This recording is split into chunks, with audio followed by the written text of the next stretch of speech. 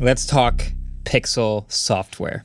The thing that makes the Pixel. There's a couple interesting things that were announced. Some of them are exclusive to the Pixel 10. Some of them are just going to be available for everyone, but they're getting announced with this phone, so that's great too.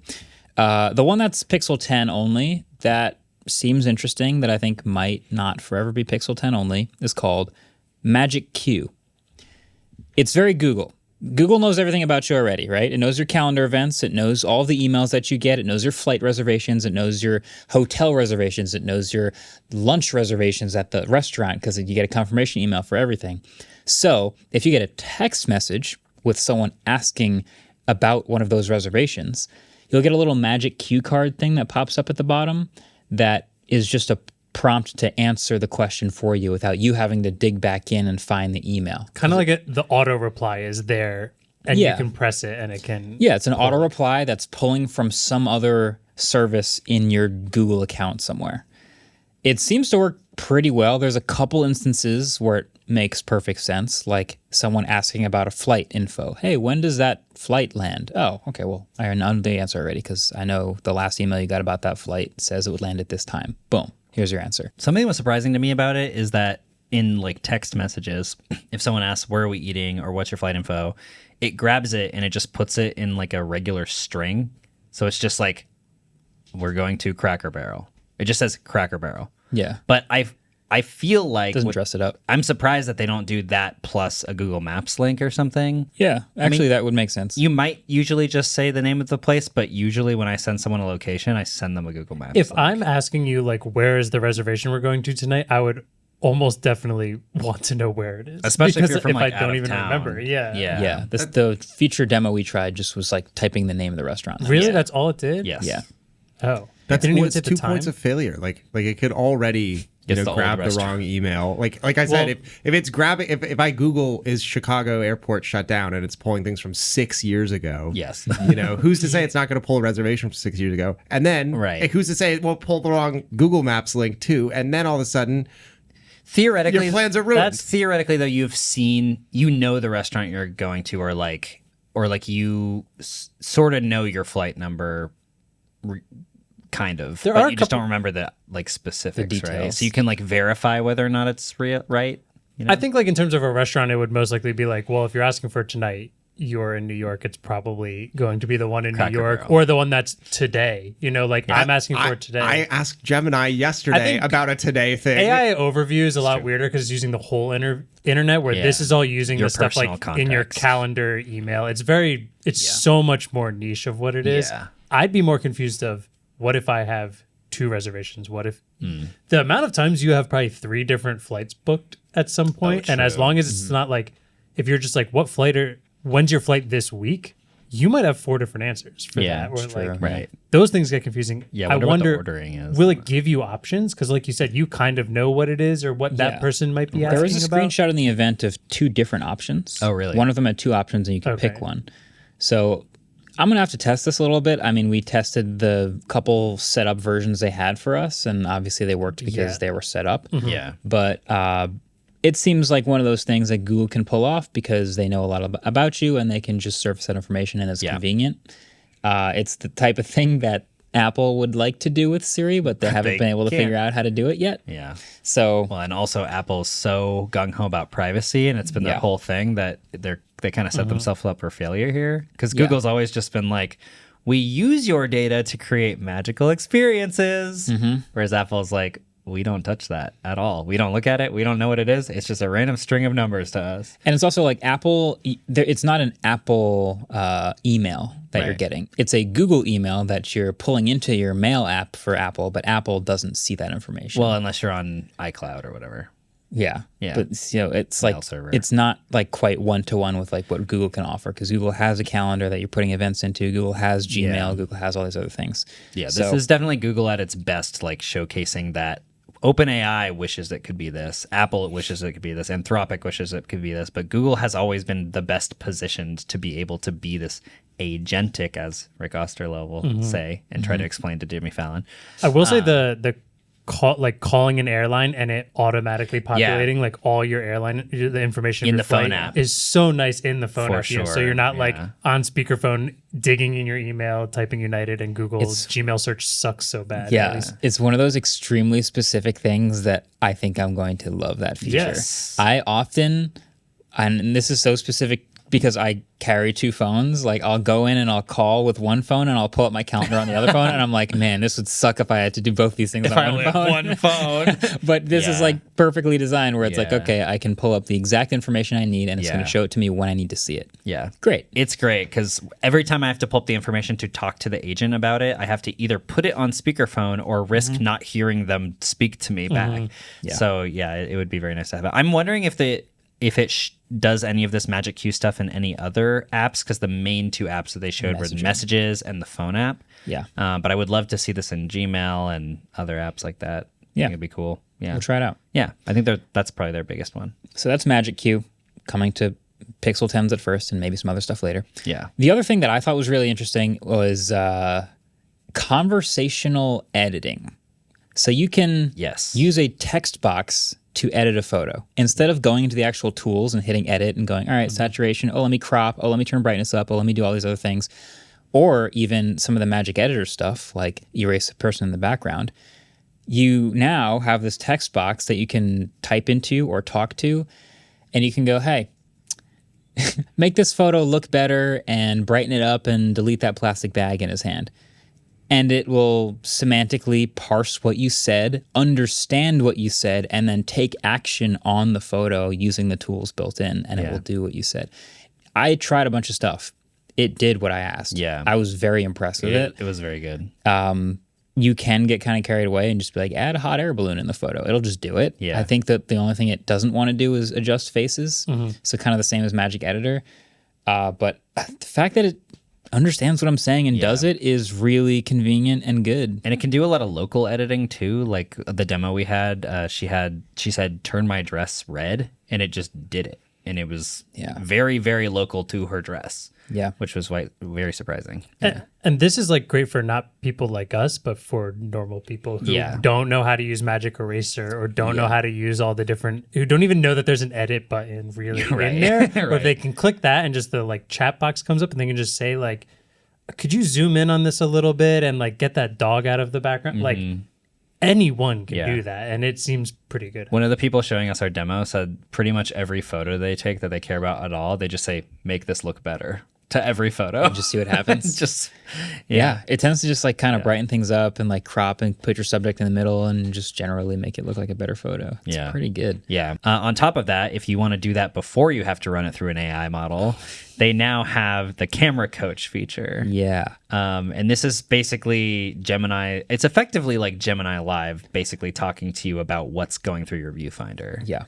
So if you're taking a photo of a friend or something like that and you're off center, if you're to the right, or if you haven't straightened the horizon line, things like that, it will talk to you in real time and be like, turn a little bit to your left, get a little closer to the person, do this, and kind of teaches you how to take, I guess, a better photo. Yeah. It was cool to walk through it once.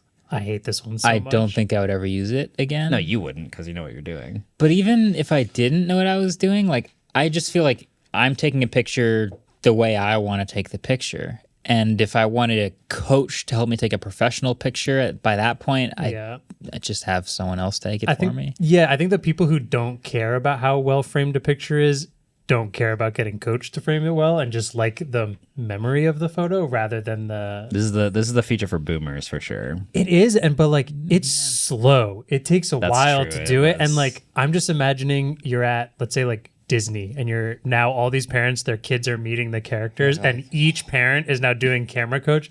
This line is now a 10-hour wait because each person's taking 10 minutes to like slowly listen to it and adjust and tell the kid to smile and like turn. It's, I don't know. This feels like a flop. The pitch in the event was Alex Cooper saying like, you no longer have to teach your like boyfriend or spouse or whatever how to take the perfect picture of you. Now the camera coach will teach them. Maybe that's cool. I don't know. Is this something you have to actively turn on, or is it on by default? Yeah, you have to. There's a little button in the corner. Because I feel like most people wouldn't go out of their way to actively turn it on. Yeah. But the Pixel now already, it'll tell me, you need to raise the phone higher. And I didn't ask it to tell me that. Oh, it does that automatically? Yeah. And it's It does some automatic suggestions. Yeah. Like if the lens is blurry too, it'll That's tell you great. to clean it off. Yeah. That's great. Stuff like that. And it has the level, or you can at least have the leveling level. thing on something, which I think got is great. Some people probably just don't know what it is. It has a nice vibration motor that vibrates when it hits the level. Yeah, it's great.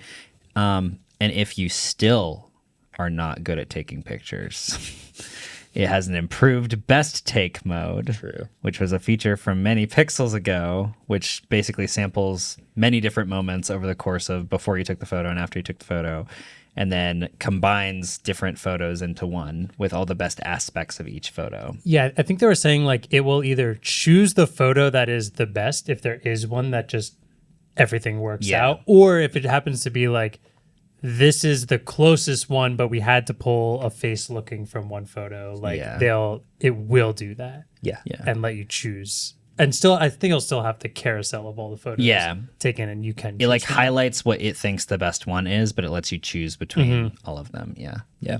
Yeah. Also, AdMe got better. It'll do pets now. Doom Pets. That's cool. That's good. Yeah. Also, apparently, it works with more people. Actually, you know what's funny? I think AdMe is probably best with pets. No, It I think takes it makes so sense. long. Remember how many group shots we've tried to do with the dog, and the dog is never looking at the camera? hold on. Everyone else is looking at the camera, but the dog's never looking at the But camera. that's different though. AdMe is where you take the photo and then you swap, right? Yeah, but I'm saying like I'm going to take this photo with everyone else, and then I'm just going to get the dog. Like there's no way I can get the dog to look at the camera, so I'm just going to do Everyone else? me. Yeah. Or you take the photo of the dog and then you. No, I'll take the photo of everyone else, and then I'll the have dog someone takes else. a photo of you. No, yeah. The dog takes the I'll first take. photo. I guess I'm thinking like I have a group shot and I want the dog in the shot. Yeah. So I'm gonna take the photo of everyone else, and then I'm gonna have someone take the picture with me. So we got all the people, and then I'm just gonna do the dog. Yeah. Because the dog is gonna be distracted in Right. some way, so I can just focus on getting the dog to look. I think they need dog face swap. I think they might. Have I hope they don't. I don't Next know. don't Pixel have it 11. Yeah. They're gonna have it soon. Because of all these AI features, I do want to note they did not say this in the keynote, but this is the first phone to integrate C2PA content credentials into the phone. If you don't know what that is, we made a video on the studio channel about it like 2 years ago with the Leica M11P. We talked about content credentials. What's the 5-second TLDR? 5-second TLDR is that there is a metadata history of every edit that has been made to the image, and you're able to see all the changes that were made. So because all of these AI features are being integrated into these photos, now there is a trail that you can follow back, unless someone takes a screenshot, and then you're screwed.